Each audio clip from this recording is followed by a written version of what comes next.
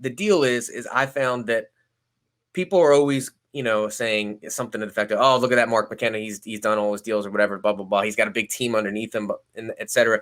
I see you, like you said, I've walked my dog 100 times past your office, way more than that. I mean, you used to break my son about it. But in the same sense is that when I would walk by 10:30 at night, you'd still be there.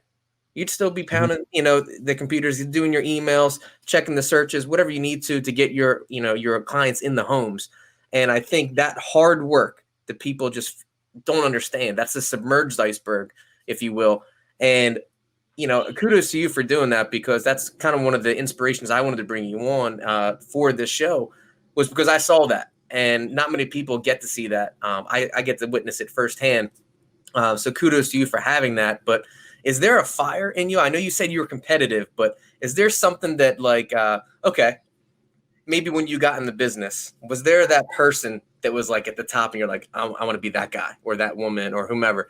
Was that that person you chased? Or I have a little bit of a chip on my shoulder. My mother owns the company, and we're a small broker. So everybody's, they can't figure out how we do what we do out of that one office. I remember when I first started, there was a guy named Rex Straney. Rex was a big producer, and I used to talk to him all the time. And Val Nunnenkamp. Val was always an inspiration. Like, I always like, man, he does a lot of business. And Val knows his product, knows what he's talking about, has a great memory, doesn't forget properties.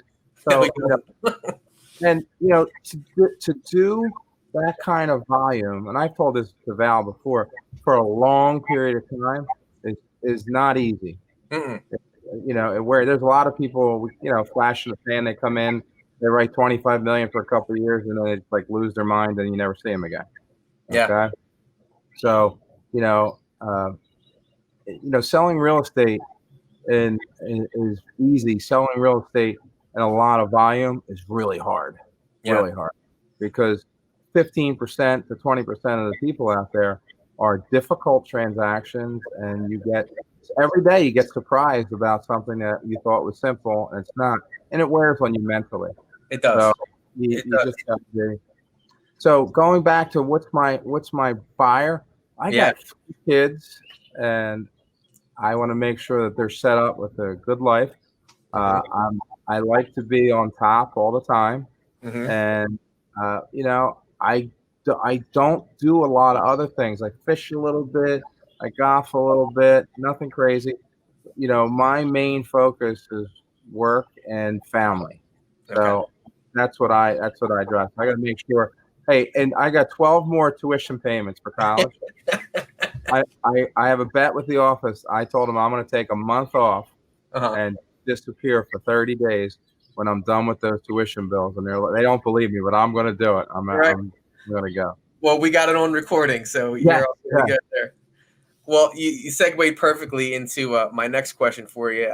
As you know, I'm expecting my first son coming up August 22nd, so I'm excited about that. Congratulations. Thank you very much. What advice do you have for, a young upcoming father? And, maybe you went through a lot of work and sacrifice, I'm sure. So elaborate on that. Let me know. What do you think? Well, I definitely have some regrets. There's some things that I missed. I'll never forget. My wife had me on the phone, and my son jacked his first home run out of the big stadium event, and then it was like a game winner, and I was on the phone, and I was showing this guy a house, and I didn't like the guy, and I didn't want to be there. So I definitely have some regrets with that. I will tell you the one thing that was the best thing that I did is coached and became a part. Not only watch my son, but also other kids that I still see around town.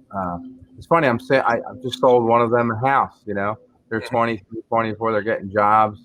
And there's other kids that I've coached in football that I watch them go play college football, and that's rewarding. We got one kid that might make the NFL next year. So that's what I would tell you. Be a part. Even if you weren't a sports person, just get involved when they're growing up. They'll love it, and you'll love it. There'll be some tough times, You know, Yeah. don't be mad at each other, but just be involved in everything they do, and try not to miss as many games as I did.